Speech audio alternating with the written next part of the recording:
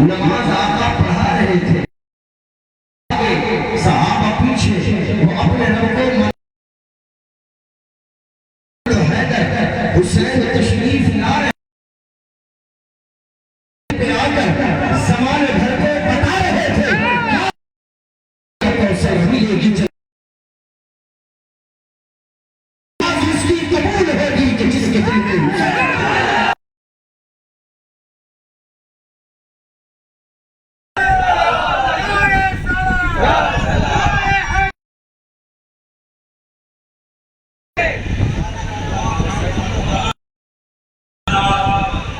شریف آگے صحابہ پیچھے وہ اپنے رب کو منا رہے تھے، وہ اپنے رب کو منا رہے تھے۔ حسین پشتے نبی پہ آ کر زمین اسی کے محشر میں چین ہوگا، نماز اس کی قبول ہوگی کہ جس کے دل میں عثمان ہوگا۔ کون؟ حسین۔ حسین عباس کا سرا تھا، حسین اکبر کی نوجوان، اصغر کی بے زبانی، حسین بدلا کا خشک ساحل، حسین زہرا کی جاہ ہے، حسین قرآن کی زبان ہے، حسین سجدوں کی سرزمین ہے، حسین جہلوں کا آسمان، حسین بوڑھا نہیں جوان ہے۔ اٹھا رہا ہے جلاش اکبر، حسین بوڑھا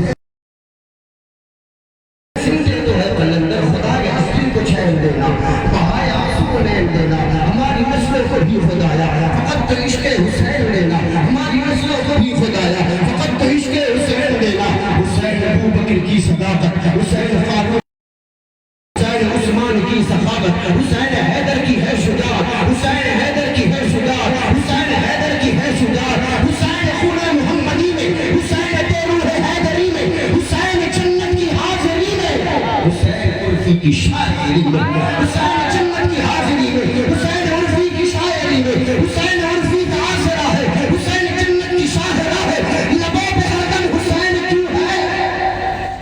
حسین رگرگ میں بس گیا، لبوں پہ ہردم حسین کیوں ہے؟ حسین رگرگ میں بس گیا۔ آخری شیر تمام دنیا کے سادات کرام کو اس شیر کا سلام پہنچاتے ہوئے کہہ رہا ہوں کہ حسین خواجہ پیا کے دادا، حسین غوث الورا کے نانا، کہے جو عرفی کی نشے سے اب وہ میرا جد ہے، میرا گھرانا، وہ میرا جد ہے، ہاں وہ میرا جد ہے، میرا گھرانا۔ ظلم ریشم مزید ہو جائے، بچہ شہید ہو جائے، ہم حسینی ہیں، حسینی رہیں گے۔ جو حسینی ہاتھوں کو بلند کر کے اظہار محبت کرے گا، ہم حسینی ہیں، حسینی ہاتھ بلند کر کے ہم حسینی ہیں، حسینی رہیں گے، چاہے ساری دنیا کی خرید ہو جائے۔ شاست حسین، بادشاہست حسین، دیغست حسین، کی پناہست حسین، سردار ندامت دست در دست یزید، حقا کے بنائے لا الہ حسن حسین درود پاک پڑھیں اللہم محمد صلی اللہ علیہ وسلم محمد صلی اللہ علیہ وسلم.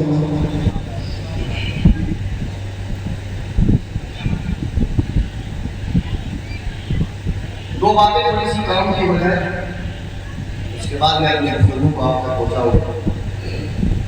قرآن کی آیت کریمہ کی میں نے تلاوت کی. اللہ فرماتا ہے اے میرے حبیب آپ کو سے کوئی اجرت نہیں مانگتا الا المودۃ فی القربى مگر یہ کہ تم میری اہل قرابت سے محبت کرو. کیا کرو؟ محبت کرو. تھوڑا سا نازک موڑ پہ آیا ہو آپ نے سمجھ تو بہت خاص چاہے کیا صحابہ اکرام حضور سے محبت کرتے تو کیا حضور کے اولاد سے محبت نہیں کرتے؟ بولے آنے والی امت اگر حضور سے محبت کرتی تو حضور کے گھر محبت نہیں کرتی. اللہ تبارک و تعالیٰ نے اسپیشلی ایک وعدہ کیوں دیا؟ میرے حبیب اپنے غلاموں سے کہیے کہ میں تم سے کچھ نہیں مانگتا سوائے یہ کہ میری اہل قرابت سے محبت. محبت ایک عربی لفظ ہے. یہاں علماء بیٹھے ہیں پوچھے محبت ایک عربی لفظ ہے اور یہاں اللہ نے لفظ محبت کا استعمال نہیں فرمایا. اللہ نے کہا اہل قرابت سے مودت کرو. کیا کرو؟ اہل قرابت سے غلط لفظ سے کیا کرو؟ مودت کرو. کیا کرو؟ مودت. غلط لفظ سے کیا کرو؟ مودت کرو. سب حضور کے گھر والوں سے محبت کرتے تھے لیکن اللہ تبارک و تعالیٰ نے محبت سے اوپر کا لفظ یہاں پیش کروایا اور کہا کہ محبت نہیں میرے نبی کے گھر والوں سے محبت کرنا. اب تھوڑا سا میں یہ سمجھا دوں کہ محبت کس کو کہتے ہیں مودت کس کو کہتے ہیں. اپنی گفتگو آگے محبت کس کو کہتے ہیں؟ محبت دنیا میں کسی کو کسی سے بھی ہو سکتی ہے اور اس کے پیچھے کوئی ایک وجہ ضرور ہوتی ہے اور ضروری نہیں کہ آپ کو جس سے محبت ہے اس سے پوری دنیا محبت ہے. یہ بھی ضروری ہے نا. میں آپ کو بولوں آیا میری خطابت اگر آپ کو پسند آئی آپ اس سے محبت کریں لیکن ضروری نہیں کہ یہاں بیٹھا ہوا ہر شخص اس سے محبت کرے. شبیر رضا نے خوبصورت کلام پڑھا. ہو سکتا ہے کہ بہت سارے لوگ محبت کریں گے بہت سارے لوگ محبت نہیں کریں. سب کی اپنی اپنی پسند اپنا اپنا چوائس ہے نا. سب کی اپنی اپنی لذتیں ہوتی ہیں اپنی اپنی آشنائی ہوتی ہے. توجہ ہے پیچھے والے توجہ ہے توجہ ہے. اور آپ جس تیور میں سنیں گے میں اس تیور میں سناؤں گا لیکن میں چاہتا ہوں کہ کچھ باتیں ایسی ہوں کہ بات زبان سے نکلے اور آپ کے کانوں سے ہوتے ہوئے دل کی دنیا میں ایسی جم جائے کہ مرتے دم تک اسے کوئی نکالنے کی کوشش کرے تو نکلنے کا راستہ نہ ملے. بس وہاں پہنچا رہا. محبت کے پیچھے کوئی ایک وجہ ضرور ہوتی ہے. کوئی خوبصورت ہے لوگ اس سے محبت کرتے ہیں وجہ پوچھو تو بتائیں گے کہ خوبصورتی وجہ ہے. کوئی دولت مند ہے اس کی صحابت کو دیکھ کر لوگ محبت کرتے ہیں وجہ پوچھو تو کہیں گے اس کی صحابت اس کی وجہ ہے. کوئی بہادر ہے لوگ اس سے محبت کرتے ہیں وجہ پوچھو تو جواب دیا جائے گا کہ اس کی طاقت اس کی بہادری اس کی وجہ ہے. کوئی علم والا ہے ایمان والا ہے فضل والا ہے لوگ اس سے محبت کرتے ہیں وجہ پوچھو تو جواب دیا جائے گا کہ اس کا علم بڑا والا ہے. امام صاحب اگر تلاوت اچھی کرتے ہیں مقتدیوں کو لطف آتا ہے لوگ اس سے محبت کرتے ہیں وجہ پوچھو جواب دیا جائے گا کہ امام کی تلاوت کا لہجہ اچھا ہے.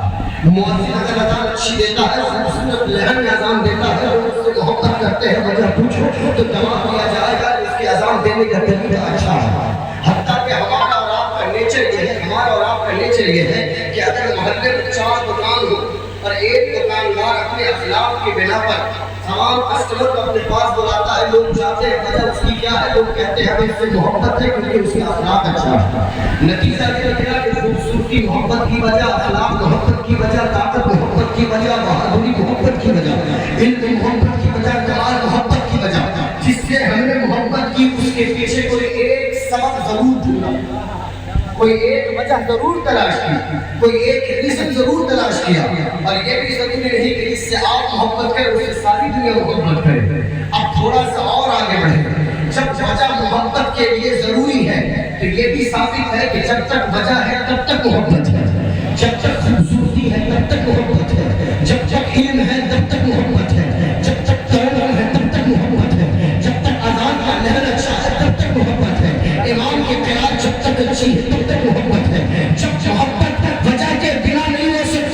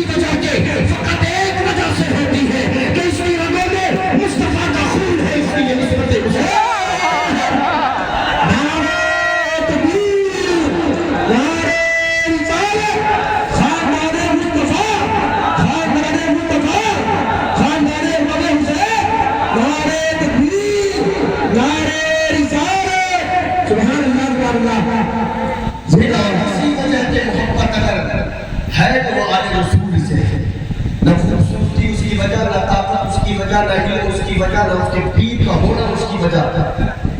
सैयद अगर पीर बनकर आया तब भी मोहब्बत करना है, सैयद अगर मुरीद बनकर आया तब भी मोहब्बत करना है, सैयद अगर उस्ताद की हैसियत से तब भी मोहब्बत करना है, सैयद अगर शागिर्द की हैसियत से तब भी मोहब्बत करना है, सैयद अगर इल्म कमाल वाला खूबसूरत जाहो जलाल वाला है तब भी मोहब्बत करना है, और सैयद अगर काला है, कलूटा है, खूबसूरत है, दुकान में बैठा है, ड्राइवर है, गाड़ी चला रहा है, ठेला ढकेल रहा है, तब भी उससे मोहब्बत करना है, क्योंकि दुनिया वालों से मोहब्बत दुनिया की वजह से होती है, आले रसूल से मोहब्बत मुस्तफा की निस्बत और खून की वजह से होती है।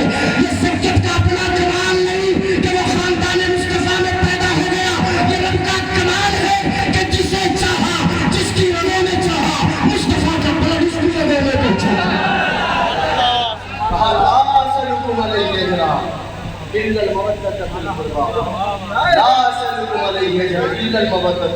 तुमसे कुछ नहीं मांगता सिवाय ये कि तुम मेरी अहले बैत से मोहब्बत करो। थोड़ा सा ज़हन हाजिर है आपका, पीछे वाले बात समझ में आ रही है? आले रसूल से मोहब्बत किसी वजह से नहीं होती, निस्बत मुस्तफा की वजह से। और यहाँ थोड़ा सा और आगे एक होता है नस्ब, हमारे बनता है नस्ब, एक नस्ब और एक नस्ब। जैसे मैं सैयद हूँ, मेरे बाबा सैयद है, मेरे दादा सैयद है, मेरे बहन मेरे बाबा पीर है, मेरे दादा पीर है, मेरे परदादा पीर। ये नस्ब की बात है, मैंने नस्ब की शान बढ़ाया, नस्ब के बारे में जिक्र किया। मैं यूँ कह रहा हूँ, अब जो रखेंगे, नस्ब का मतलब होता है कि उसके खानदान का, तवज्जो, नस्ब का मतलब उसका खानदान आला, उसका खानदान वाला हो, उसका खानदान ज़ीशान हो, उसका खानदान कमाल वाला, उसका खानदान इल्म वाला, उसका खानदान फज़ल वाला, उसका खानदान उलूज वाला, उस खानदान को उलूज बख्शा है कि नस्ब। और हसब का मतलब होता है कि इंसान का अपना कैरेक्टर, किरदार। ज़रूरी नहीं कि जिसका नस्ब आला हो उसका हसब भी आला। हाँ, ये होना चाहिए कि अल्लाह ने जिसको अच्छे नस्ब में पैदा किया वो अपने हसब को भी देता है, लेकिन ज़रूरी नहीं कि जिसका नस्ब आला हो उसका हसब भी आला, और ये भी ज़रूरी नहीं कि जिसका नस्ब आला है उसका हसब भी आला। किसी का नस्ब आला है, किसी का हसब आला। आप देखो हुजूर का सगा चचा नाम अबू लहब, सगा चचा नाम अबू लहब। नबी करीम अलैहिस्सलाम खानदान वही, कबीला वही है ना, खानदान वही, कबीला वही, कल्चर वही, सब कुछ नस्ब तो बड़ा अच्छा, लेकिन हसब इसलिए अच्छा नहीं हुआ कि वो दुश्मनों की सफ़ों में सबसे आगे, बलंदबाज़ से है ना, दुश्मनों की सफ़ों में सबसे आगे। लेकिन आओ हसब की बात करते हैं, नस्ब का पता तो नहीं चलता कि नस्ब कितना आला, लेकिन हसब इतना आला, हसब इतना आला कि वो मोटे मोटे, आंखें हंसी हंसी है, चेहरा काला है, सवाला है, लेकिन अल्लाह के हबीब ने जब पसंद फरमा लिया तो कहा बिलाल काबे की छत पर खड़ा होकर अज़ान दे।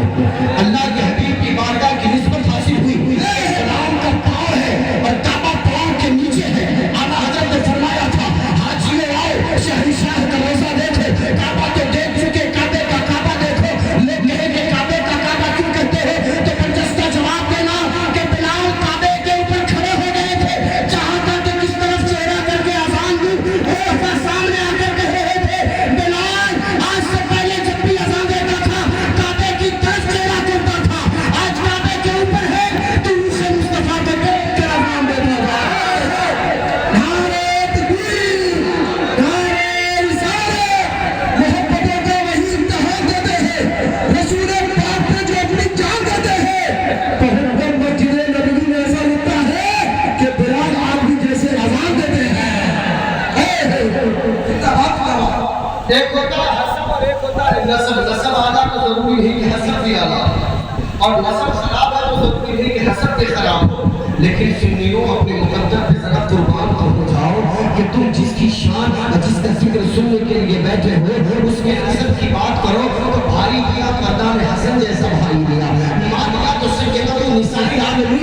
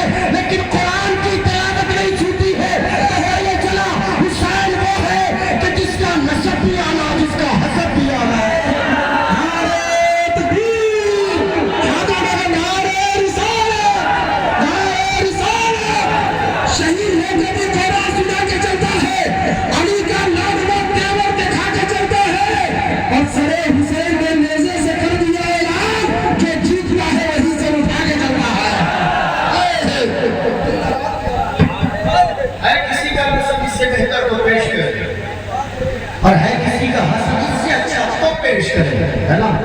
ہے کسی کا حسن اس سے اچھا تو پیش کرے.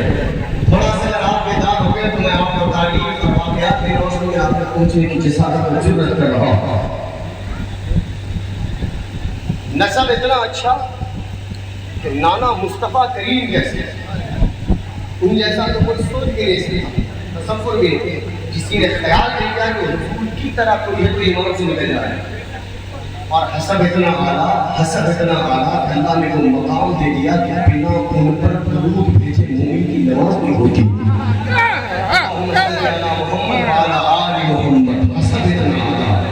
حسب اتنا اعلیٰ اپنے آپ کو یوں بنا کر پیش کیا کہ رب نے مومنوں کو حکم دے دیا کہ تم جب درود نہیں بھیجو گے تمہاری نماز ختم نہیں ہونے والی. حضور علیہ السلام تشریف فرما ان کے نواسے حضرت سیدنا امام حسین رضی اللہ تعالیٰ عنہ وغیرہ ایک حجرہ ہے اور دونوں حجرے پہ آپس میں مل کر گفتگو. حضرت سیدنا ام سلمہ رضی اللہ تعالیٰ عنہ حضور کی پیاری بیوی ہماری اور آپ کی ماں، وہ فرماتی ہے کہ گھر کے کسی کام میں مصروف تھی اور اندر نانا اور نواسے کے درمیان مسکراہٹ کے کھیل کھیلے جا رہے تھے.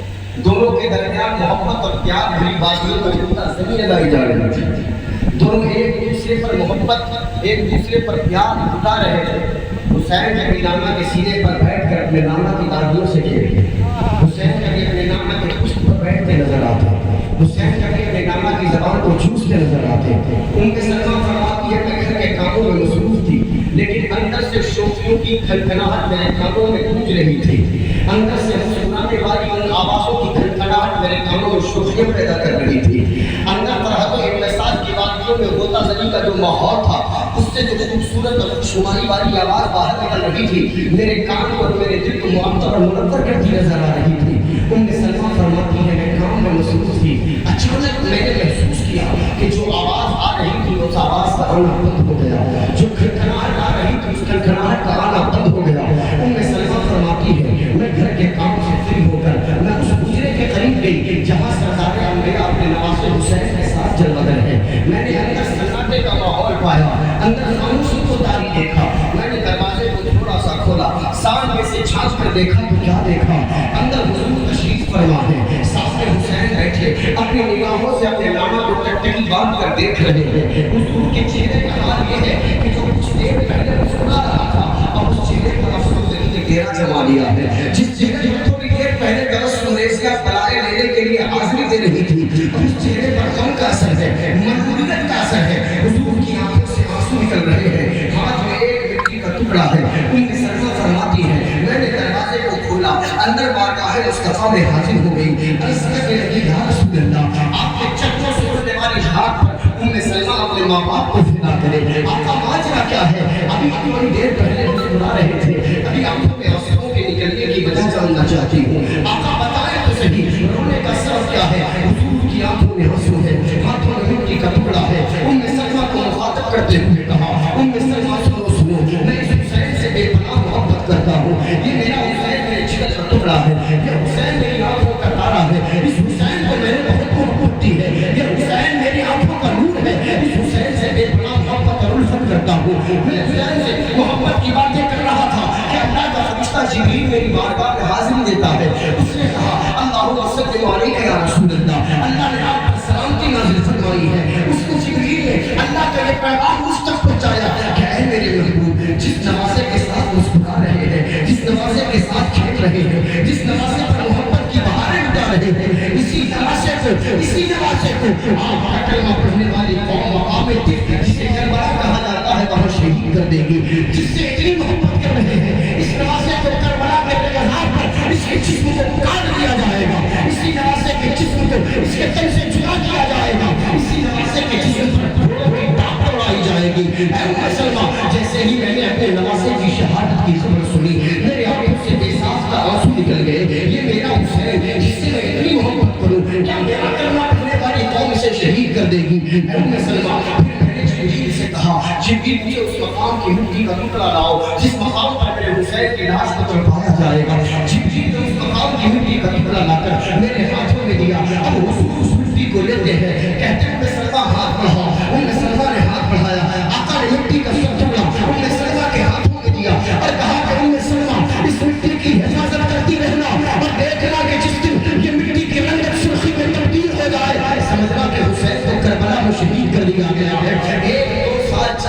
نہیں. تقریباً 52 سے 55 سال کا عرصہ گزرا ہے. سلمہ فرماتی ہے آسودے کا دن تھا, محرم کی 10ویں تاریخ تھی, جمعہ کا دن تھا, میں حالت روزے میں تھی. ظہر کی نماز کی ادائیگی کے بعد میں نے اس طرح استراحت پر آرام کرنے کے لیے اپنے جسم کو ڈالا ہے. آنکھیں لگی ہے, جسم تھکان ہے. ابھی ادھر آنکھ کیا لگی کہ میں نے خواب میں پھر حضور کو دیکھا. حضور تشریف فرما ہے, ان کے بال بکھرے ہوئے ہیں جس پر گرد و غبار پڑا ہوا ہے, ان کی داڑھیاں بکھری پڑی ہے جس پر مٹی پڑی ہوئی ہے, ان کے جسم نازنین پر گرد و غبار رکھے ہوئے ہیں. ہاتھوں میں ایک شیشی ہے جو خون سے بھری پڑی ہے, آنکھوں سے آنسوؤں کی ندیاں بہ رہی ہے. میں بے قرار ہو کر پوچھنے لگی آقا بات کیا ہے؟ اس سے پہلے ایسی حالت کبھی نہ دیکھی, اس سے پہلے ایسا نظارہ کبھی نہ دیکھا. آقا رونے کی وجہ کیا ہے؟ حضور مجسطہ کہتے ہیں اے ام سلمہ, صبح سے میں کربلا کے رضوار پر اپنے حسین کی چمامردی کو دیکھ رہا تھا. میرے حسین کی آنکھوں کے سامنے اس کے لیے اکبر کو شہید کیا گیا, اس کے لیے زید کو شہید کیا گیا, زینب کے بچے اور محمد کو شہید کیا گیا, حسن کی نشانی قاسم کو شہید کیا گیا. میرے حسین کو حالت سجدے میں ظالموں نے اس کے تن سے اس کی گردن کو چھپا کر دیا. سلمہ میں صبح سے کربلا میں تھا, کربلا میں اپنے شہیدوں کو دیکھ رہا تھا اور میں نے 72 جان سازوں کا خون اس شیشے میں بھرا ہے. اے ام سلمہ, آج میرا حسین شہید ہو گیا. ام سلمہ فرماتی ہے جیسے ہی میں نے خواب دیکھا بے چین ہو کر میری آنکھیں کھلتی ہے. میں کہیں اور نہ گئی, دوڑ کر اس مقام پر گئی جہاں برسوں پہلے دی ہوئی حضور کی مٹی کو میں نے رکھا تھا. جب میں وہاں گئی تو میں نے بے ساختہ انا للہ و انا الیہ راجعون کہا, کیونکہ کل تک جو مٹی مٹی نظر آ رہی تھی, خواب دیکھنے کے بعد دیکھا تو دیکھا کہ مٹی خون میں تبدیل ہوئی. میں نے 2 حدیث پاک کو ایک جگہ ضم کر کے پیش کیا. ایک حدیث کو حضور کے سامنے حضرت امام حسین بچپنے کی کہتے ہیں اور حضرت جبریل نے آ کر خبر دی تھی کہ آقا اس کو شہید کیا جائے گا. حضور نے مٹی کا ٹکڑا منگایا تھا کربلا کی زمین اور ام سلمہ کو دیا تھا, کہا اس کی حفاظت کرنا, جب مٹی لال ہو رہا ہے سمجھتا حسین شہید ہو گیا. توجہ ہے, توجہ ہے, ہم حضور گئی کہ نہ ماننے والے ہیں یا نہیں, اور کوئی خیر کیا تم سے نہیں مانو جب خدا ہی چھپا تم پہ کوئی ساری باتیں ختم ہو جاتی ہیں, خدا نہیں چھپا. اس سے بڑا کیا حضور کی اور بیویاں دنیا میں موجود تھی, لیکن حضور نے مٹی کا ٹکڑا اور سر کو حضور کے اور دنیا میں بیویاں زندہ تھی لیکن مٹی کا ٹکڑا انہیں سر کو دیا. کیوں؟ کیونکہ میرے مصطفیٰ کی نگاہ نبوت دیکھ رہی تھی کہ سن 61 ہجری میں جب میرا حسین شہید ہوگا میری کوئی بیوی دنیا میں زندہ نہیں ہوگی, جو ہوگی ام سلمہ ہوگی. اس لیے مٹی کی ام سلمہ کو عطا فرمایا. نعرہ تکبیر, نعرہ رسالت, علم غیب مصطفیٰ, علم غیب مصطفیٰ, نعرہ تکبیر, نعرہ رسالت. اچھا جگہ تو یہ اور میں آپ کی کمی کو محسوس کرتے ہوئے اپنے سامنے فہم کرتا ہوں کہ جب سننے والا کمی ہے تو سنانے والا بھی کمی ہے. پسینے آپ تو نکل رہے ہیں تو میں تو اپنے تیور میں آپ کے پسینے نکل رہے ہیں. مجھے ابھی فرینڈ کی بہت سی باتیں لیکن میں نہیں کروں کیونکہ مجھے آپ کا خیال ہے. جب آپ قربانی دے رہے ہیں تو میں بھی قربانی دینے کے لیے تیار ہوں. حضور نے مٹی ام سلمہ کو دی کیونکہ حضور دیکھ رہے تھے کہ جب دنیا میں حسین پاک کی شہادت ہوگی کوئی دنیا میں موجود نہیں ہوگا سوائے ام سلمہ کی. اس لیے مٹی ام سلمہ کو. اب ہو سکتا ہے کل آپ کو چوراہے پر کوئی ملے اور کہے کہ مولانا کہہ رہے تھے کہ آپ نے حضور نے مٹی کا, آپ نے حضور نے شیشی دکھائی تھی خون سے بھری پڑی تھی اور حضور نے کہا کہ میں کربلا والے شہیدوں کے خون سے اسے بھر کر آیا ہے نا. اچھا کوئی یہ نہ سوچے کہ یہ خواب کی بات ہے. علماء بیٹھے آپ ان سے پوچھیں کہ حضور نے پہلے فرمایا ہے کہ جس نے خواب میں مجھ کو دیکھا اس نے مجھے کو دیکھا, کیونکہ شیطان میرا روح ٹھاکر نہیں کر سکتا. جو خواب میں آ کر شمس الدین بوصیری کو چاچا دے کر اس کے جسم کو تندرستی عطا کر سکتا ہے, وہی خواب میں آ کر اپنے نوازے کی شہادت ام سلمہ سے بیان کر سکتا ہے. ام سلمہ نے کہا کہ میں نے ایک شیشی دیکھی جو خون سے بھری پڑی. آقا نے فرمایا کہ میں کربلا والے شہیدوں کے خون سے اسے بھر کر آیا.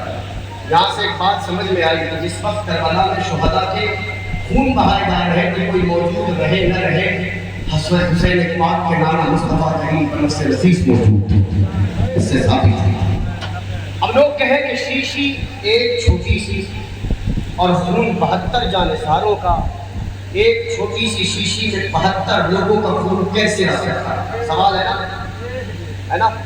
آج تو سائنس کی دنیا ہے نا، لوگ کو پوچھیں گے تو آپ جواب دینا کہ یہ تو حسین کے نانا مصطفیٰ کریم کی بات کر رہے ہو، ہم نے تو مصطفیٰ کی ایک آن کو ہندوستان کا والی بن کے دیکھا جسے دنیا غریب نواز کہتی ہے، جو ایک کوزے میں سارا آنا ساگر بھر سکتا ہے، اس کے نانا ایک شیشی میں 72 کے خون کو بھی بھر سکتے ہیں۔ نہیں بولے گے سبحان اللہ؟ سبحان اللہ، سبحان اللہ، سبحان اللہ۔ نعرہ تکبیر، نعرہ رسالت، کیا خوبی بن گئے اس رخ انور میں رکھ دیا، عالم کا حسن نور منور میں رکھ دیا، اسلام کی بقا اور تحفظ کے واسطے سر فاطمہ کے لال نے خنجر پر رکھ دیا، اور فوراً سمٹ کے آ گئے پاتا ہی ان کا حکم خادم نے کاسا جب آنا ساجا پر رکھ دیا۔ کیا ہو سکتا ہے تو کیا کہ بھیا کے جو تاریخ کی بات کر رہے ہو، مجھے کچھ حدیث سے دکھا دو، مجھے کچھ حدیث سنا دو، میں حدیث سے بات لے کر آیا، بولے نا سبحان اللہ۔ حضرت ابو ہریرہ رضی اللہ عنہ حضور کے صحابی، جن سے تمام احادیث کی کتب میں سب سے زیادہ جن سے احادیث مروی ہے، اس صحابی کا نام ابو ہریرہ ہے، وہ حضرت ابو ہریرہ۔ وہ فرماتے ہیں کہ ایک مرتبہ میں سخت بھوکا تھا، اتنی بھوک کی شدت تھی کہ میرا جسم کمزور پڑ رہا تھا، نڈھال ہو رہا تھا، مجھے فوراً کھانے کی حاجت تھی۔ میں دربار مصطفیٰ میں اس لیے حاضر ہوا کہ حضور کی بارگاہ میں جگہ جگہ سے لوگ کچھ لا کر پیش کرتے ہیں، اگر کچھ کھانے کی چیز آ گئی تو مجھے کھانا مل جائے گا۔ توجہ رکھیں، ابو ہریرہ فرماتے ہیں کہ میں حضور کی بارگاہ میں حاضر ہوا، ابھی میں دربار مصطفیٰ میں بیٹھا ہی تھا کہ کچھ دیر کے بعد آقا کی بارگاہ میں کسی نے دودھ کا ایک پیالہ لا کر پیش کیا، بولے نا سبحان اللہ، دودھ کا ایک پیالہ پیش کیا۔ ابو ہریرہ فرماتے ہیں کہ میری بانچیں کھل گئی، میں خوش ہو گیا کہ اب تو مجھے دودھ کا پیالہ پینے کے لیے ملے گا۔ اتنے میں میرے آقا نے مجھ سے کہا ابو ہریرہ اٹھو، دودھ کے پیالے کو اٹھاؤ۔ ابو ہریرہ خوشی خوشی دودھ کے پیالے کی جانب قدم بڑھاتے ہیں کہ اب تو میری بھوک مٹنے والی ہے۔ جیسے ہی میں نے دودھ کا پیالہ ہاتھوں میں لیا، میں نے چاہا کہ میں پیوں، اتنے میں آقا نے فرمایا ابو ہریرہ رکو، باہر مسجد کے باہر نکلو، باہر چبوترے پر اصحاب صفہ بیٹھے ہوئے ہیں، باہر کے چبوترے پر میرے غلام بیٹھے ہوئے ہیں، جاؤ انہیں دودھ پلا کر آؤ۔ اب سوچے کہ ابو ہریرہ کے دل کی کیفیت کیا ہوگی؟ ایک بھوکا شخص ہے جسے بھوک کی جستجو ہے، جسے بھوک مٹانے کی جستجو ہے، وہ دربار مصطفیٰ میں چاہ رہا تھا کہ کسی طرح کھانے کو ملے، کھانے کی چیز سامنے ہے، لیکن آقا کا حکم ہے کہ پہلے اسے بانٹ کر آؤ۔ ابو ہریرہ کے اندر ہمت نہ ہوئی کہ وہ حضور سے کچھ کہے، کہ حضور کے حکم پر باہر نکلے۔ باہر ایک نہیں، دو نہیں، تین اور چار نہیں، 70 اصحاب مصطفیٰ بیٹھے ہوئے تھے۔ ابو ہریرہ فرماتے ہیں میں باہر نکلا، ایک کے سامنے میں نے دودھ پیش کیا، انہوں نے دودھ پیا، مجھے دیا، میں نے دوسرے کو دیا، اس نے پیا، مجھے دیا، میں نے تیسرے کو دیا، مجھے دیا، میں نے چوتھے کو دیا، ایک دو نہیں، میں نے 70 اصحاب مصطفیٰ تک دودھ پہنچایا تھا، اور 70 کو دودھ پلانے کے بعد میں دودھ کے پیالے کی طرف دیکھتا ہوں تو کیا دیکھتا ہوں کہ خدا کی قسم ایسا لگتا ہے کہ اس میں سے ایک قطرہ بھی دودھ کم نہیں ہوا ہے۔ ارے جو مصطفیٰ دودھ کے ایک پیالے سے 70 غلاموں کا پیٹ بھر سکتے ہیں، وہی اپنے 72 جانثاروں کا خون ایک شیشی میں نہیں بھر سکتے۔ بہت اچھا، اعلیٰ حضرت نے فرمایا تھا کہ کیوں جناب ابو ہریرہ، کیسا تھا وہ جانشین جس سے 70 صاحبوں کا دودھ سے منہ پھر گیا۔ ایک نبی، یہ تو ہمارا آپ کے حقوں کی بات الگ ہوتی ہے نا، ہم اور آپ لگا تو کھڑ جائے برکت کم ہوگا، لیکن یہ تو حضور کی بات ہے۔ کہا ایک دودھ کا پیالہ، کتنا بڑا پیالہ تھا، پھر جب ابو ہریرہ آئے تو کہا دودھ پی لو۔ ابو ہریرہ فرماتے ہیں میں نے پیا، پھر میں نے منہ سے دودھ کھایا ہاتھوں سے، حضور نے کہا اور پیو، میں نے اور پیا، پھر حضور نے کہا اور پیو، میں نے اور پیا، اب آقا نے کہا اور بھی پی لو۔ ابو ہریرہ کہتے ہیں آقا اب میرے اندر طاقت نہیں کہ ایک قطرہ بھی دودھ کا حلق کے نیچے اتار سکے۔ ایک پیالہ دودھ 70 غلاموں کو پلانے کے بعد ابو ہریرہ رضی اللہ تعالیٰ عنہ نے دودھ پیا۔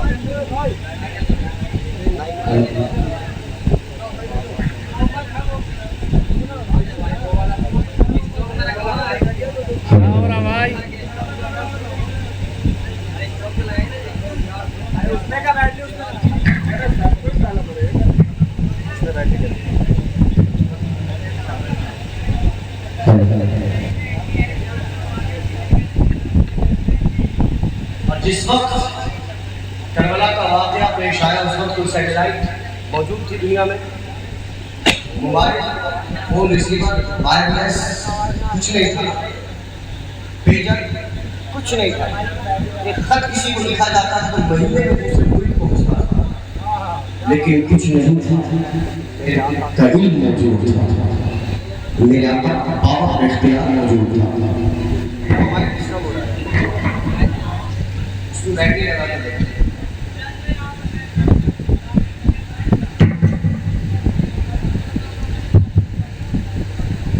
کچھ نہیں تھا لیکن میرے حضور کا اختیار تھا۔ مدینے میں خبر پہنچانے والی ذات کوئی اور نہیں، مصطفیٰ کریم علیہ الصلوۃ والسلام، اسی دن اپنی بیوی کے خواب میں آ کر مدینے کے کربلا کے سارے واقعات کو سنا۔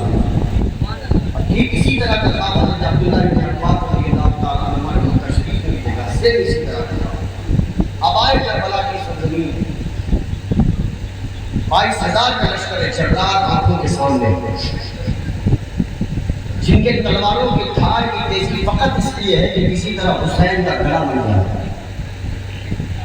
جن کے تیروں کے پھلوں پہ زہر اس لیے لگایا گیا ہے کہ کسی طرح حسین کا جسم مل جائے، جنہوں نے اپنے نیزے کو زہر کھلایا ہے فقط اس لیے کہ کسی طرح حسین کا جسم مل جائے، اور حسین کو مارنا، اور حسین کو قتل کرنا، اور حسین کی گردن کو اس کے تن سے جدا کرنا، بس ان کا فراق، ان کی سوچ اور ان کی جستجو اور ان کی تلاش فقط ہے کہ کسی طرح حسین کے سر کو ان کے تن سے جدا کر دیا گیا۔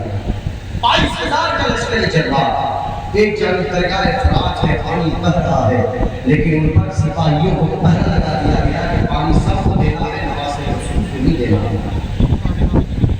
اور ایک جانب خیمہ لگا ہوا ہے جس میں حسین پاک ان میں مبارک 56 سال 5 مہینے 5 دن، ان کے لفظ جگر حضرت سیدنا امام علی اکبر عمر مبارک 18 سال، ان کے چھوٹے بیٹے حضرت امام علی اصغر رضی اللہ عنہ عمر مبارک 6 مہینے، درمیان والے بیٹے حضرت امام زین العابدین عمر مبارک تقریباً 13 سال، حضرت سیدنا امام قاسم رضی اللہ عنہ عمر مبارک تقریباً 17 سال، حضرت عباس علمبردار امام حسین کے بھائی حضرت علی رضی اللہ عنہ کی دوسری بیوی کے عمر بنی کہا جاتا ہے، ان کے شہزادے حضرت عباس علمبردار عمر مبارک 27 سال یا 33 سال، امام حسین کی پیاری بہن کی زینب، ان کے دو نوجوان، ایک کا نام عمر ایک کا نام محمد، عمر مبارک تقریباً 7 سے 8 سال، حسین پاک کی شہزادی بیوی سکینہ عمر مبارک 6 سے 7 سال، اور یہ خانوادہ خیمے کے اندر ہے۔ بی بی زینب، شہربان اور ام رباب، ابی لیلہ، یہ گھر کی خواتین خیمے کے اندر تشریف فرما۔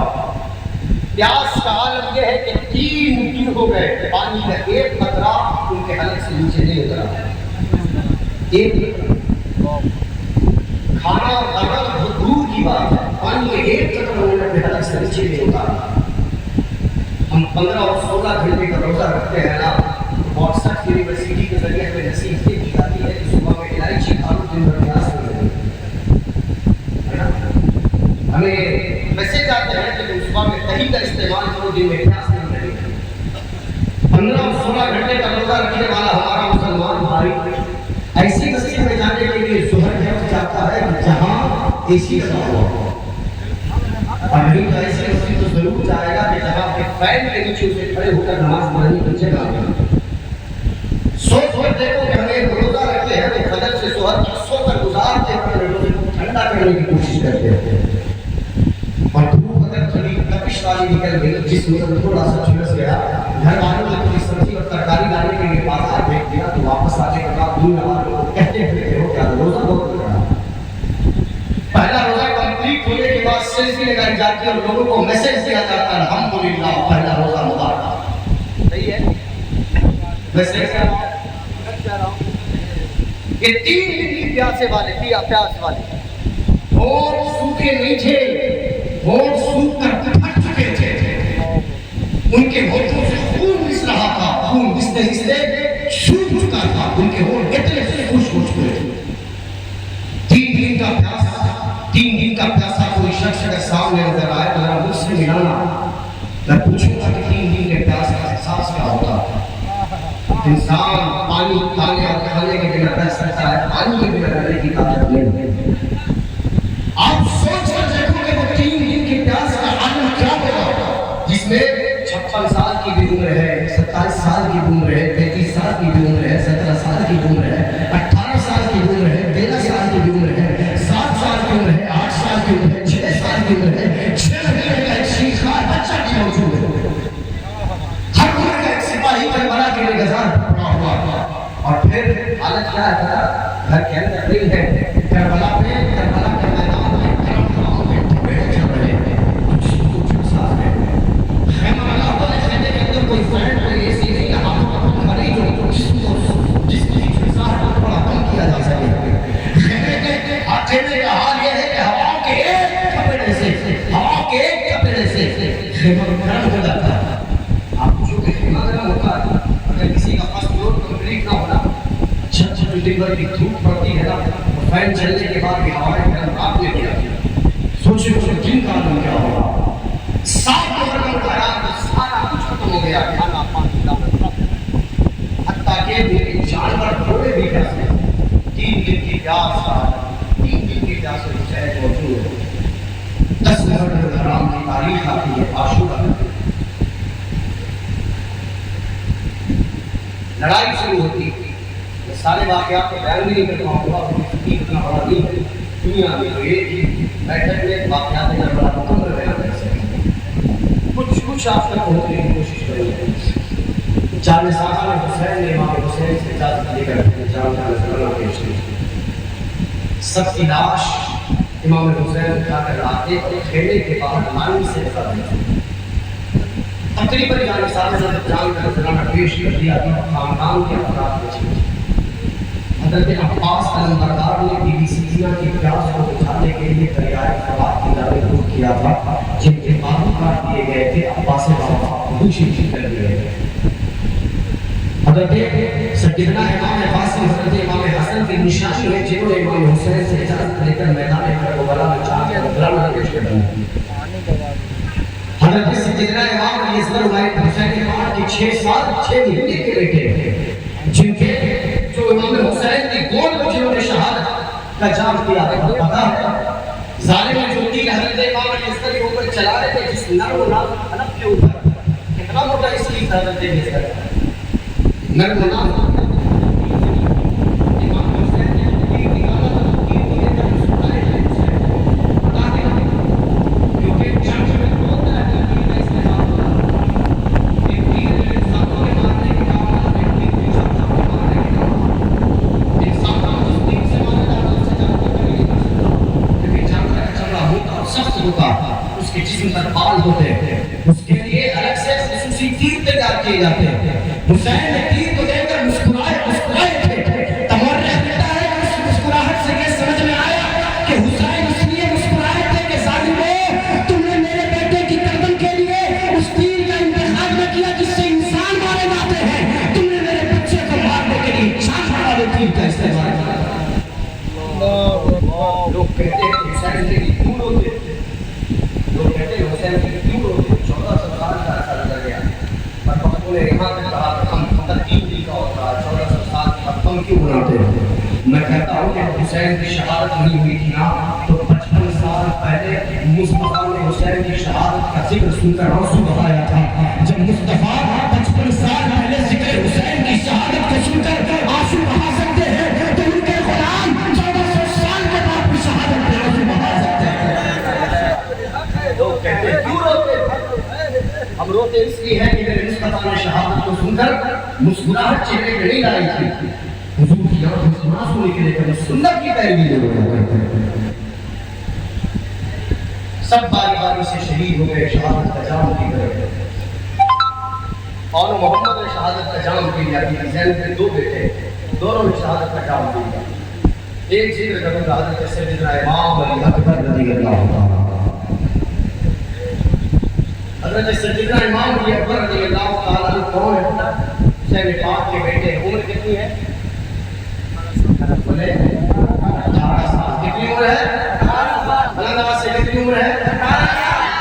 ये वो अली अकबर है कि जिनके चेहरे को हुसैन पाक देखते چھوٹے تھے تو کہتے تھے میرے بیٹے مجھے دیکھتا ہو تو مجھے نانا مصطفیٰ کا چہرہ یاد آتا ہے۔ یہ والی اللہ جن کا چہرہ اللہ تبارک و تعالیٰ نے مصطفیٰ کریم علیہ السلام کے چہرے کے فیضان مصطفیٰ کے چہرے کا فیضان ان کے چہرے پہ برستا تھا، جن کو دیکھے حضور کا چہرہ یاد آتا حضور پاک علیہ السلام کی صورت والے حضرت سیدنا امام علی اکبر اپنے بابا کی بارگاہ میں آئے۔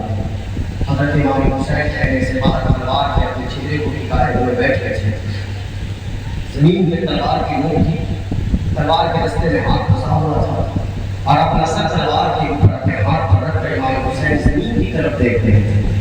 لوگ کہتے ہیں زمین کی طرف دیکھ رہے تھے، میں کہتا ہوں کہ جب بلال مدینے میں چلے اور اس کے قدموں کی آہٹ جنت میں سنائی دے سکتی ہے تو حسین زمین کی جانب دیکھتے ہوئے اپنے آسمان کی طرف بھی دیکھ سکتا تھا۔ حسین زمین کی جانب دیکھ رہے تھے اور اتنے میں حضرت سیدنا امام علی پر آئے۔ بابا کے بابا میں نے اپنی آنکھوں سے دیکھا کہ میرے بھائی قاسم شہید ہو گئے تھے اور محمد جیسے چھوٹے چھوٹے لوہار شہید ہو گئے تھے۔ اب وہ وقت کب آئے گا کہ آپ مجھ سے کہے کہ یہ پر میں تم جاؤ، تمہیں لڑنے کے لیے جانا ہے۔ حضرت سیدنا امام علی پر جب اتنا کہا، امام حسین نے نگاہ اٹھائی دیکھ پر کو دیکھا، کہا میرے لفظ جگر مجھے اتنے بڑے امتحان مبتلا نہ کرو، یہ لوگ میری گردن کے میرے خون کے پیاسے ہیں، جب میری گردن کٹ جائے گی یہ کسی کو تلوار نہیں چلائے گی، انہیں فقط میری گردن کی جستجو اور تلاش ہے۔ علی اکبر تم 18 سال کی مدینے کی کمائی ہوئی جوانی کو کربلا کے ریگزار پر لوٹانے کی باتیں کیوں کرتے ہو؟ تمہیں تو یہاں سے واپس مدینہ جانا ہے، مدینے میں ان لوگوں کو بتاؤ کہ کربلا میں نے سن کر بیان نہیں کیا، کربلا دیکھ دیکھ تمہارے درمیان بیان کر رہا ہوں۔ اے میرے بیٹے تمہیں گھر کی شہزادیوں کا خیال رکھنا ہے، تمہاری بیوی کا خیال رکھنا ہے۔ علی اکبر کہنے میں تم چاہو تم اپنے گردن کو یہاں پر لٹانے کی باتیں نہ کرو۔ حضرت علی اکبر کی اللہ تعالیٰ نے منتے کی سمجھتے کی، لیکن امام حسین نہ مانے۔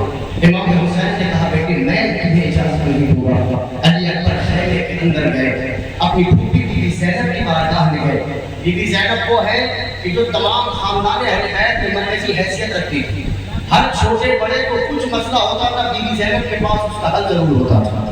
بی بی زینب کے پاس جا کر حضرت امام علی اکبر نے بی بی زینب پھوپھی جان کے ہاتھوں کو پکڑا بوسہ دیا۔ بی بی زینب نے سمجھ لیا کہ آج بیٹے علی اکبر کو کسی چیز کی تلاش ہے، کہا بیٹے کیا بات ہے؟ حضرت علی اکبر نے عرض کیا بات ہے پھوپھی جان، آج سے پہلے مدینے میں میں کچھ بھی آپ سے مانگتا تھا تو آپ دیتی تھی نا؟ کہا کہ بیٹے آج سے پہلے تو نے جو مانگا میں نے دیا اور وعدہ کرتی ہوں کہ آئندہ بھی کچھ مانگے گا کہ میں تجھے دوں گی۔ حضرت علی اکبر نے کہا کہ دیکھ لے وعدہ کرے، میں آپ سے کچھ مانگنے والا ہوں، آپ ضرور ادا کریں گی۔ حضرت بی بی زینب نے کہا بیٹے مانگنے سے پہلے اپنا خیال ضرور کرنا کہ اس وقت میری بی بی زینب مدینے میں نہیں کربلا میں موجود ہے، تو مدینے میں کچھ مانگتا تھا تو میں تیری خواہش پوری کرتی تھی، کربلا میں کچھ ایسا نہ مانگ لینا کہ زینب تیری خواہش نہ پوری کر سکے۔ حضرت امام حسین کے گھر کے جگر علی اکبر عرض کرتے ہیں پھوپھی جان خدا کی قسم میں آپ سے وہ مانگنے والا ہوں کہ اگر میں مدینے میں مانگتا تو آپ نہیں دے پاتی، کربلا میں ضرور عطا کریں گی۔ پوچھا کہ وہ تو صحیح کہ تو چاہتا کیا ہے؟ فوراً کہا کہ میری پھوپھی جان میرے بابا سے میں نے اجازت مانگی، میرے بابا اجازت نہیں دیتے ہیں، چلیے نا میرے بابا سے اجازت تو دلائیے، میں بھی رنگ ہے کہ خون کا تیور پیش کرنا چاہتا ہوں۔ حضرت بی بی زینب نے اپنے بھتیجے کا ہاتھ پکڑا، خیمے سے باہر نکلی، حضرت امام حسین کی بارگاہ میں آئی، دست شفقت سر پہ رکھا اور کہا کہ میرے بھائی حسین آخر وہ بات کیا ہے کہ تم اپنے بیٹے علی اکبر کو رنگ میں جانے سے روکتے ہو؟ آخر یہ راز کیا ہے کہ تم علی اکبر کو رنگ میں سر کٹانے سے روکتے ہو؟ امام حسین نے برجستہ کہا اے زینب سنو تو صحیح، اگر میرا یہ بیٹا کربلا کے ریت سے زندہ واپس بھی چلا گیا تو یزید بھی اس کے خلاف تلوار نہیں اٹھائیں گے کیونکہ ان کو میرے سر کی تلاش ہے۔ لیکن زینب نے برجستہ فرمایا اے امام حسین ذرا سوچو تو صحیح کہ آخر اکبر کی وہ جوانی کس کام کی جو تمہارے قدموں پہ وار دینا آئے؟ اکبر کی ایسی زندگی کس کام کی تھی جو تمہارے نام پر کٹنے کے لیے نہ آئے؟ اے میرے حسین، اے میرے بھائی حسین، کیا تمہیں اس بات پہ فخر نہ ہوگا کہ علی اکبر جب شہید ہوگا تو لکھنے والا یہ لکھے گا کہ حسین اس شخص کا نام ہے کہ جس کے بابا بھی شہید ہوئے، جس کا بھائی بھی شہید ہوا اور جس کے بچے بھی مہمان کربلا میں شہادت کا جام بھی کر گئے۔ اپنے بیٹے کو رنگ امام حسین نے اپنی بہن کے کہنے پر اپنے بیٹے علی اکبر کو رنگ مٹانے کی اجازت عطا فرمائی۔ عمر کتنی ہے علی اکبر کی؟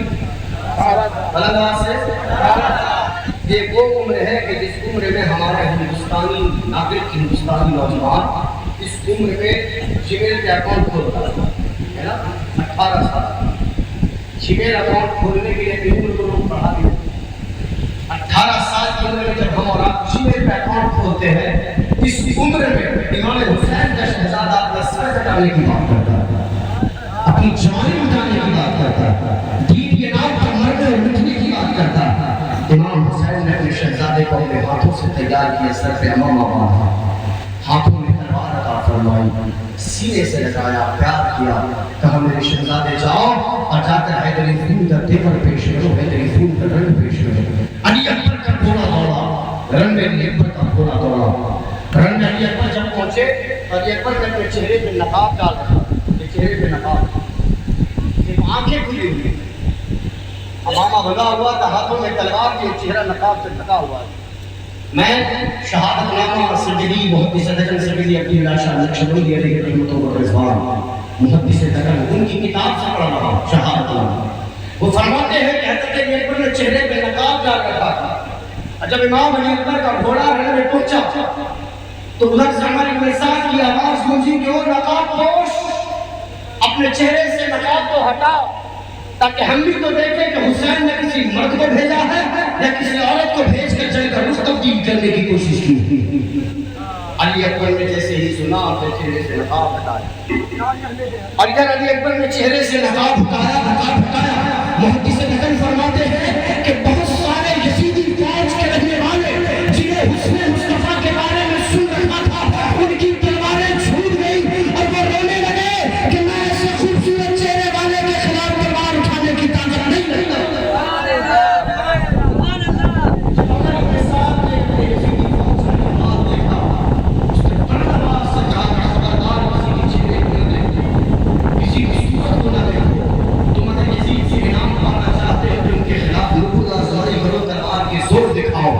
یہ دشمن کا بیٹا ہے، یہ حکومت کے پادی کا شہزادہ ہے، جاؤ اس سے مار کر آؤ۔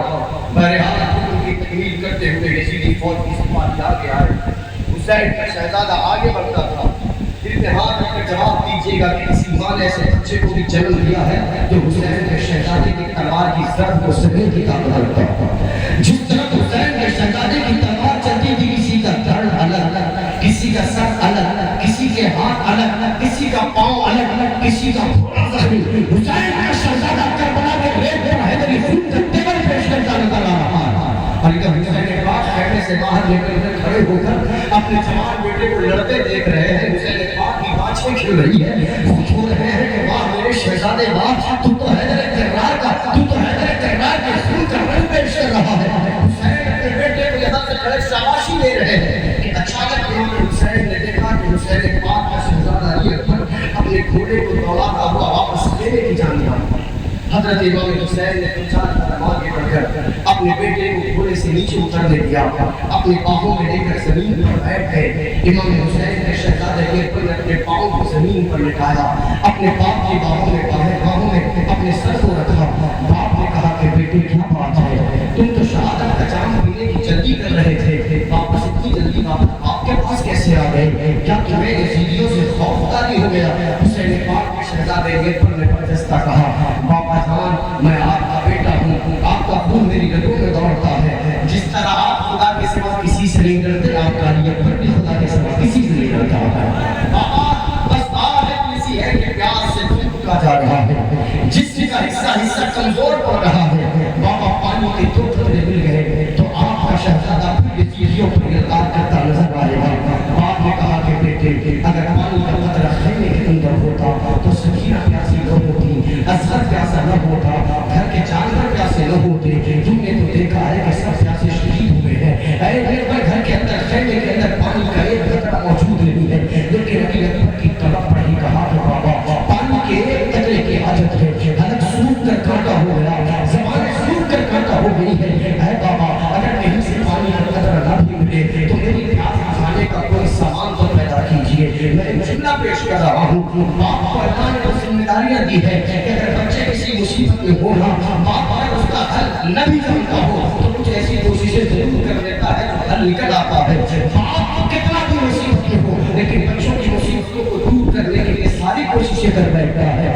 امام حسین کے پاس پانی تو نہ تھا لیکن حسین کے ہاتھوں میں انگوٹھی تھی. آقا حسین نے انگوٹھی نکالی, کہا کہ میرے رخ بچ کر یہ انگوٹھی میری نہیں ہے, مجھے نانا مصطفیٰ کریم کے ہاتھوں کی انگوٹھی نصیب ہوئی ہے. اس انگوٹھی کو لے لے, دانتوں کرے دبا, تھوڑی دیر سے جوس لے, اس سے کچھ لعاب اگر حاصل ہو جائے تو ہو سکتا ہے تیرے حلق میں تازگی مل جائے, تیرا حلق نمی حاصل کر لے. حضرت امام علی اکبر نے بابا کے ہاتھوں سے لی ہوئی انگوٹھی کو اپنے دانتوں تلے دبایا, اس انگوٹھی کو چوسا ہے. نہ جانے مصطفیٰ کے دست مبارک میں فیضان والی وہ انگوٹھی حضرت علی اکبر نے کس طرح لعاب بن کر ان کے گلوں میں پہنچی ہے. حضرت امام علی اکبر نے انگوٹھی دے کر بابا کے ہاتھوں میں دیا, کہا بابا آپ اجازت دیجیے, آپ کا بیٹا رن میں جانے کی اجازت چاہتا ہے. امام حسین نے بیٹے کو بھیجا, بیٹا رن میں جاتا ہے. حیدر خون کا تیور پیش کرتا نظر آیا, جس طرح حیدر کے سلال کی تلوار چلی یزیدیوں کے سر اور دھڑ الگ الگ ہوتے نظر آئے. حسین خیمے سے باہر نکل کر اپنے شہزادے کو شاباشی دے رہے ہیں کہ اچانک حسین نے پاک نے دیکھا کہ علی اکبر کا پورا پھر کی طرف آ رہا ہے. حیدر میں ڈوب گئے, اب آنے کی وجہ کیا ہے, اب آنے کا راز کیا ہے. اگر میرے بیٹے نے مجھ سے پھر پانی کی تلاش مانگی, پھر میرے بیٹے نے پانی کا سوال کیا تو آپ کے پاس لینے کے لیے پانی تو موجود نہیں, میں کیا کروں گا. اپنے بیٹے علی اکبر کا استقبال کیا, اپنے باہوں میں باہیں بھر کر اپنے بیٹے کو لے کر زمین پر بیٹھ گئے. پوچھا کہ اب کیوں آ گئے, اب آنے کی وجہ کیا ہے. بیٹے نے ایڑیاں رگڑتے ہوئے تڑپ کر کہا تھا بابا پانی کی بوند چاہیے, پانی کا قطرہ چاہیے, حلق اتنا سوکھ گیا ہے کہ میرا جسم کمزور پڑ رہا ہے. بابا میں لڑنے کی خواہش رکھتا ہوں, لڑنے کی چاہت رکھتا ہوں, لیکن جسم نگار ہو گیا, میں کیا کروں بابا. پانی کے دو قطرے آپ کے بیٹے کے اندر پھرتا کر دیں گے. آپ نے کہا میرے لفظ جگر پانی کا ایک قطرہ بھی خیمے میں موجود نہیں, میرے ہاتھوں کی انگوٹھی سے تیری پیاس کو بجھانے کی میں نے کوشش کی ہے. اب تو ہی بتا کہ میں تیرے ساتھ کیا سلوک کروں, لیکن بیٹے کی طرف باپ یہ کہیں نہ دیکھی جاتی ہے, حسین سے بھی دیکھی نہ گئی. حسین نے باپ نے اپنے بیٹے کو کہا لیکن بیٹے کا تو پانی کی تلاش میں ہے نا, میرے پاس دینے کے لیے پانی تو نہیں, لیکن ہاں بچپنے کا عالم تھا, میں جب بھوکا ہوتا تھا, میں جب پیاسا ہوتا تھا اور اپنے نانا کی بارگاہ میں ہوتا تھا تو نانا مصطفیٰ کریم مجھے اپنی گود میں بٹھاتے تھے, مجھے اپنے قریب کرتے تھے اور مجھے اپنی زبان چوسنے کے لیے دیتے تھے. میں اپنے نانا کی زبان چوس کر اپنی پیاس مٹاتا تھا, اپنے نانا کی زبان چوس کر اپنی بھوک مٹاتا تھا. میں تو مجھے دینے کے لیے کچھ رکھتا نہیں, لیکن نانا کی چوسی ہوئی زبان کا فیضان میری زبان میں موجود ہے. تھوڑی دیر کے لیے میری زبان چوس لے, ہو سکتا ہے کہ تیرے حلق کو تازگی نصیب ہو جائے. حسین کا شہزادہ علی اکبر اپنے بابا کے ہوٹوں کے قریب ہوتا ہے. یہ باپ اور بیٹے ایک دوسرے کے قریب آئے, تصویر کشی کر رہا ہوں, باپ اور بیٹے ایک دوسرے کے قریب آئے. حسین نے کے اپنی سوکھی ہوئی زبان اپنے بیٹے کے سوکھے ہوئے ہوٹوں کے درمیان رکھی, کہا بیٹے سے چوس لے. بیٹا علی اکبر جب اپنے باپ کی زبان سے اپنی زبان کو گلے لگاتا ہے, ایسا لگا کہ زبان دو زبانوں سے گلے مل رہی ہے. زبان کو چوسنے کے بعد علی اکبر اپنے باپ سے جو جدا ہوتے ہوئے کہتے ہیں, اے بابا ایسا لگتا ہے کہ مجھ سے زیادہ آپ کو پانی کی ضرورت ہے, کیونکہ مجھ سے کہیں زیادہ آپ کی زبان سوکھی ہے. مجھے لگا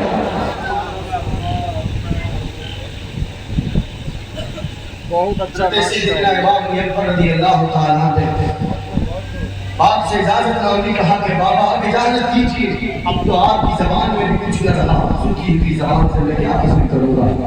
باپ علی اکبر کو اجازت دیتے ہوئے رخصت کرتے, بیٹا کہتا ہے بابا اب جو میری پیاس ہے نا وہ نانا کے ہاتھوں سے جام کوثر کے پیالے سے بجھنے والی ہے. گھوڑے پر سوار علی اکبر آگے بڑھے, مصطفیٰ کا یہ لفظ جگر حسین پاک کی بھی میرے سر سے کربلا میں رنگ میں پہنچتا ہے. یزیدی سامنے آتے ہیں, کٹ کے گر جاتے ہیں.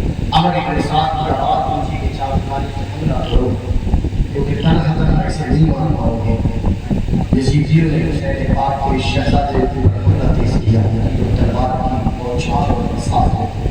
جب علی اکبر کا گھوڑا میدان کی جانب اس طرف کی وہ تلوار کی بوچھار, میں سڑا کی جانب اس طرف کی وہ تلوار کی بوچھار. اچانک ایک نظام اتنا تیز چلایا گیا کہ حضرت امام علی اکبر کے سینے جا کے چھوٹا, یہاں علی اکبر کے سینے میں آ کر نیزہ چھوڑا, دور اسے دیکھا گیا علی اکبر کے سینے میں آنا چھپا. جیسے علی اکبر کے سینے میں ریزہ چھپا, امام علی اکبر کو لڑکھڑا کر تھوڑے سے نیچے گرنے لگے. گرتے گرتے انہوں نے آواز لگائی, یا بتا ہوا ادرکنی, اے میرے بابا اپنے رخت جگر اپنے بیٹے علی اکبر کو اپنی گود کا سہارا تھا.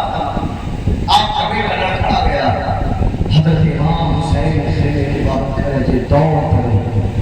علی اکبر کے قریب گئے, دیکھا تھوڑے سے نیچے دیکھا ہوا گرا ہوا, آگے بڑھ کر اپنی گود میں لے کر بیٹھ گئے. حضرت سیدنا علی اکبر رضی اللہ تعالیٰ کے سینے میں نیزے کا اندر چلا گیا. باپ نے پوچھا, بیٹے تکلیف ہوتی ہے؟ بیٹے نے کہا, بابا تکلیف نہیں ہوتی, لیکن اس نیزے کے زہر کی وجہ سے میرا ہاتھ کمزور ہو رہا ہے. اس نیزے کو نکال دیجیے, آپ کا بیٹا بات کرے گا. باپ نے کہا, بیٹے تھوڑا برداشت کرنا, تیرے سینے سے نیزہ کھینچنے والا ہو. باپ نے آنکھیں بند کر کے اپنے بیٹے کے سینے سے نیزے کو کھینچا. جب نیزے کو یوں ہٹایا تو آنکھیں جب کھلی تو کیا دیکھا کہ نیزے کے تن پر حضرت علی اکبر کے جگر کے ٹکڑے لگے. پلٹ کر باپ نے چاہا کہ بیٹے سے جو باتیں کر لیتے کہ ادھر نگاہ ہماری, تو دیکھا کہ باپ کی گود میں 18 سال کے جوان علی اکبر کی گردن ایک لڑ لڑک چکی تھی. خون کا فوارہ سینے سے نکل رہا تھا. امام حسین کے چہرہ بالکل ٹوٹ گیا تھا. امام حسین نے اپنے بیٹے کی آنکھوں کو بند کیا, انا للہ و انا الیہ راجعون پڑھا. آسمان کی طرف دیکھا تو مولا, اگر تو اسی وجہ سے تو حسین اسی وجہ سے. اپنے کاندھے پہ اپنے بیٹے کو سوار کیا اور لے کر خیمے کی جانب بڑھے. آپ کو پتا ہے, میں نے شروع میں کہا تھا امام حسین کی عمر کتنی تھی؟ 56 سال 5 مہینے 5 دن امام حسین کی عمر ہے. ماہ محرم الحرام کی 10 تاریخ. لیکن اس وقت تک داڑھی کا ایک بال سفید نہ ہوا تھا, سر کا ایک بال سفید نہ ہوا تھا. کوئی اگر آپ کے خاندان میں, کوئی آپ کے محلے میں, کوئی آپ کے شہر میں کوئی ایسا شخص ہو جس کا جوان بیٹا اس دنیا سے گزر گیا ہو, تو اس سے پوچھنا کہ جوان بیٹے کی موت کا پھل کیسا ہوتا ہے. اس کاندھے پر اللہ سلامت رکھے جس کاندھے پر جوان بیٹے کی لاش نے سفر کیا. اللہ آپ کے بخش و جمعے میں برکتیں عطا فرمائے. اللہ اپنے گھروں میں پروردگار عالم برکتیں عطا فرمائے. 56 سال کے امام حسین کا حال یہ تھا کہ داڑھی کا سر کا ایک بال سفید نہ ہوا تھا, لیکن جب جوان بیٹے کی لاش کو اپنے کاندھے پر رکھ کر خیمے کی جانب بڑھتے ہیں, سکینہ خیمے سے باہر نکل کر اپنے بھائی کو آتے ہوئے دیکھ رہی تھی. انہوں نے زینب کو پکارا, اے بیٹی زینب دیکھ لینا, میرے بابا بوڑھے لگتے ہیں, کیونکہ جوان بیٹے کی لاش کے بوجھ کے غم کے اثر میں حسین کی داڑھی اور سر کے سارے بال کو سفید کر دیا.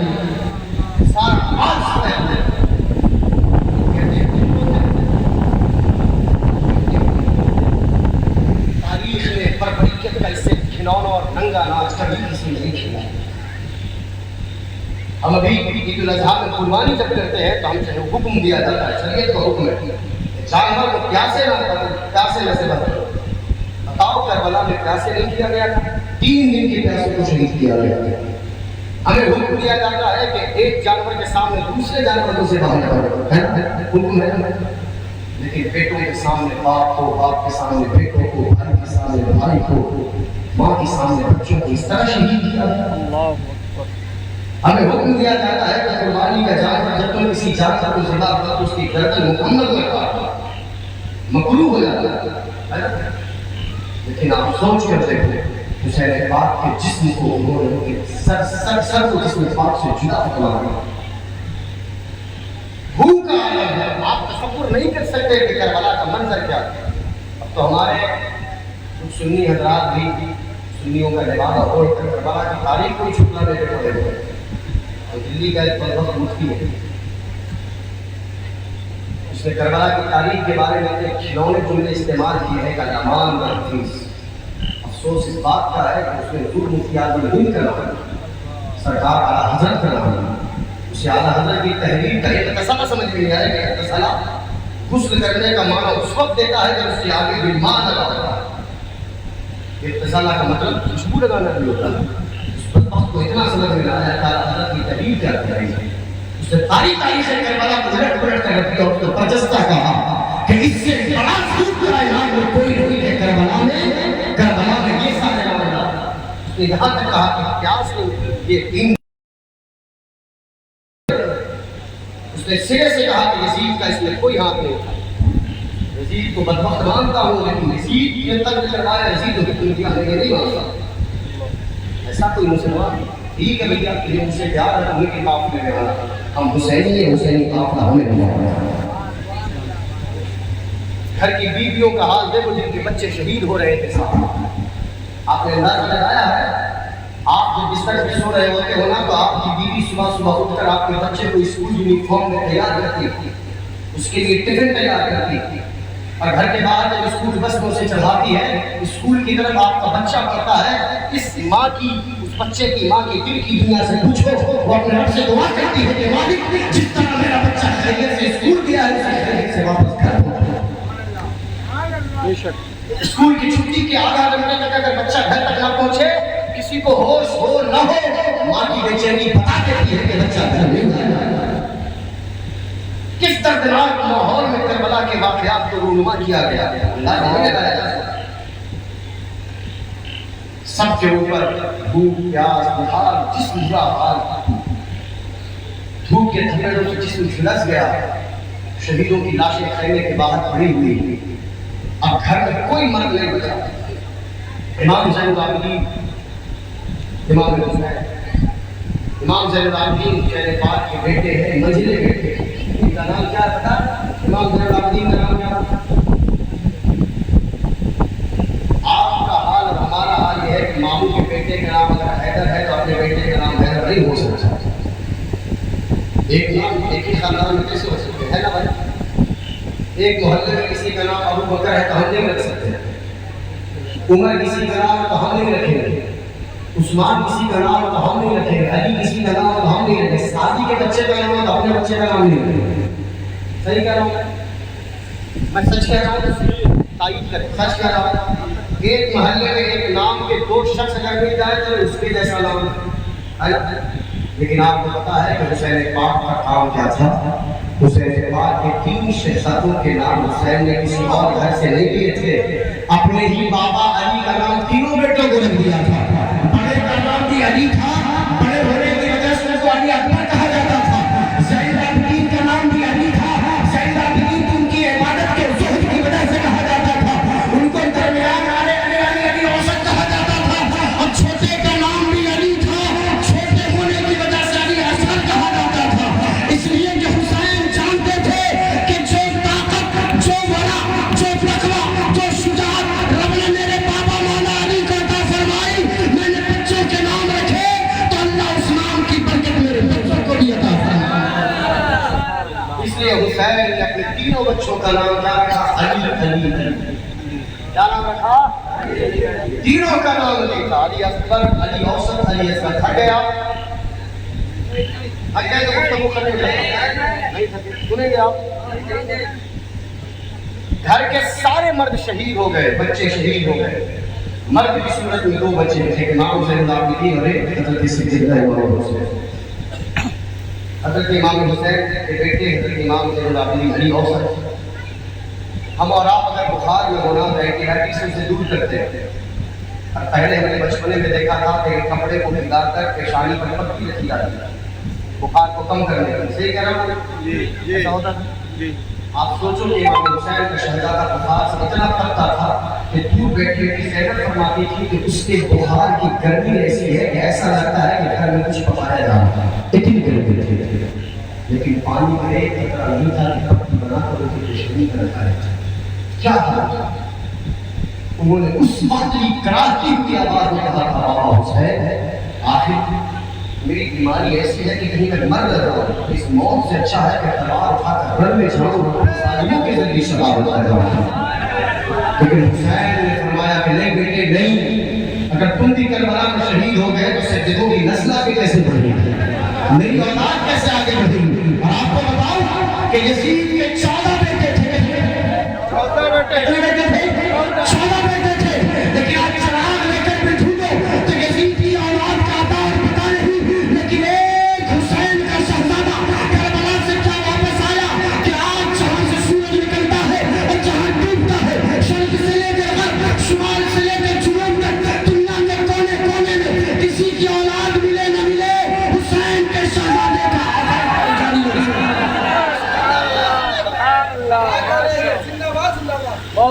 اللہ نے نبی کی اولاد میں یہ برکت عطا فرمائی، ایک واپس آئے لیکن آج سارا جگ ان کی اولاد کے فیضان سے جگمگ جگمگ نظر آتا ہے۔ حسین پاک اب جانے کی تیاری کر رہے تھے، جانا خیمے سے باہر نکل کر میرے حسین لاش کی جانب نکل کر دیکھتے، سامنے یزیدیوں کو دیکھتے، گھر کی عورتوں کو دیکھتے کہ اچانک امام حسین نے دیکھا کہ کوئی تیز رفتار گھوڑا ان کی جانب آ رہا ہے۔ امام حسین نے رک کر اس کا ویلکم کیا، استقبال کیا، وہ شخص آیا، آنے کے بعد اس نے کہا آپ حسین ہیں نا؟ کہا کہ ہاں میں حسین ابن علی۔ کچھ ہوا ہے کیا؟ ٹھیک ہے چلو گفتگو آگے بڑھو۔ ایک شخص آیا کربلا سے حسین پاک نے دیکھا، پوچھا آپ حسین ابن علی ہیں؟ کہا کہ ہاں میں حسین ابن علی ہوں۔ پوچھا تم کون؟ کہا کہ میں تاجر ہوں، بزنس مین ہے، تجارت کرتا ہوں، میں مدینہ منورہ تجارت کرنے کے لیے گیا تھا، میرا شہر دوسرا ہے لیکن میں مدینے میں تجارت کر رہا تھا تو میں ایک لڑکی کو میں نے اپنے دروازے پہ بیٹھے بار بار روتے ہوئے دیکھا۔ وہ ہر آنے جانے والے کو روکتی تھی اور اس سے پوچھتی تھی کہ کیا تم کوفہ کی جانے جا رہے ہو؟ سب کا جواب ہوتا تھا نہیں، لیکن اس کی معصومیت، اس کے چہرے کا بھولا پن اور اس کی زبان سے نکلنے والی بولی میں اتنی مٹھاس اور اتنا رس اور اتنا درد تھا کہ جب اس نے مجھ سے پوچھا کہ بھائی کیا تم کوفہ کی جانے جا رہے ہو تو مجھ سے کہا نہ گیا، میں نے کہا کہ ہاں میں کوفہ کی جانے جا رہا ہوں۔ ویسے مجھے کوفہ نہیں آنا تھا لیکن اس سے میں نے اس سے میری زبان سے بے ساختہ نکلا کہ ہاں میں نے کہا کہ میں کوفہ جا رہا ہوں۔ تب اس کی آنکھیں کھل گئی اور اس نے کہا کہ دیکھو نا، کوفہ میں میرے بابا حسین گئے تھے، میرے بھائی بڑے قبر گئے تھے، آخرا کوفہ گیا ہوا، میں ان کی بیٹی ہوں۔ میں نے ہر آنے جانے والے سے پوچھا لیکن کوئی ان کا پتہ نہیں بتاتا۔ میں نے ان کے لیے ایک خط لکھا ہے اور کچھ کپڑے ہیں، میرے کچھ بھائی وہاں پر ہے، یہ خط لے جا کر میرے بابا حسین تک پہنچا۔ توجہ ہے، توجہ ہے، بہت توجہ ہے۔